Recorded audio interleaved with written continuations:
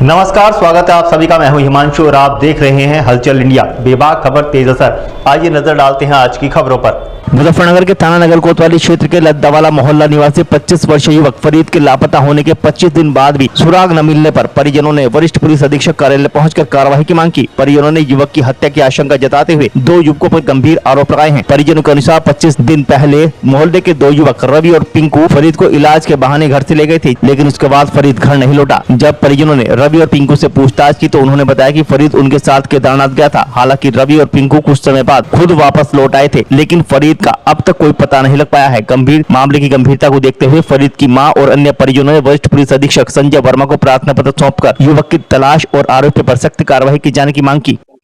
ये मामला ये है कि इनका बेटा जिसका नाम फरीद है, पहले तो मैं बता दूं आपको, मेरा नाम महराज जहां है, मैं महानगर अध्यक्ष हूँ आजाद समाज पार्टी से। ये अम्मा मेरे पास आई और इन्होंने मुझे बताया कि मेरे बेटे के 2 दोस्त हैं जो एक दूसरे के साथ आते जाते थे, जैसे बाहर चले ही जाते हैं, बातचीत करते हैं। एक दिन उन्होंने जो है मेरे बेटे को दारू पिलाई और दारू पिलाकर उसके साथ अनैतिक कार्य किया। वो घर पर आकर रोने लगा तो मैंने मालूम किया, इनकी अम्मा ने उनको मालूम किया कि बेटा क्यों रो रहे हो।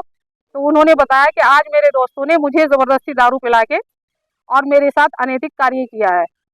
तो इन्होंने ये कहा कि आपने मेरे बेटे के साथ ऐसा क्यों किया है। इनको गुस्सा आया और इन्होंने कहा कि मैं तुम्हारे खिलाफ जो है रिपोर्ट दर्ज कराऊंगी। तो उन्होंने कहा कि अम्मा आप ऐसा मत कीजिएगा, हमसे गलती हो गई है, पैर पकड़ने लगे, क्या आइंदा ऐसा नहीं होगा।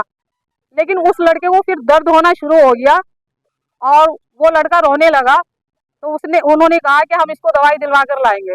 माँ को गुस्सा था, इन्होंने कहा कि मैं तुम्हारे खिलाफ रिपोर्ट दर्ज कराऊंगी, ऐसी तुमने हरकत क्यों की। तो उन्होंने बहलाया फुसलाया और कहा कि आइंदा ऐसा नहीं होगा और हम इसको दवाई दिलवा कर लाएंगे। वो दवाई दिलवाने के बहाने से, ये गरीब है, इनका तो रोज का करना रोज का खाना है। एक ही बेटा है इनके, जो और बेटे हैं वो शादीशुदा है, वो अलग रहते हैं, अपनी जिंदगी गुजारते हैं। अब वो जो चले गए, वो उनको लेकर चले गए लड़के को इनके, और आज तक उस लड़के का 20-25 दिन हो गए, पता नहीं है। क्या कहकर ले गए, फिर कहाँ लेकर? वो कहकर गए थे कि हम दवाई दिलवा कर ला रहे हैं इसको, लेकिन दवाई नहीं दिलवा कर लाए। आज तक 20-25 दिन हो गए, उस लड़के का पता नहीं है। ये उनके घर पर गई तो बोले कि हम उसको केदारनाथ ले गए थे। तो कहने केदारनाथ में वो वहीं रह गया, हमारे से रिल गया वो, और हम वापसी आ गए और आ जाएगा 2-4 दिन में।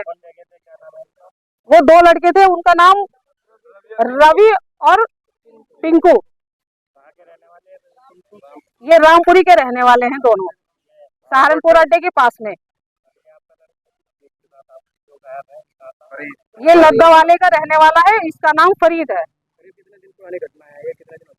ये 20 से 25 दिन की घटना है और जब से कोई पता नहीं है उस लड़के का।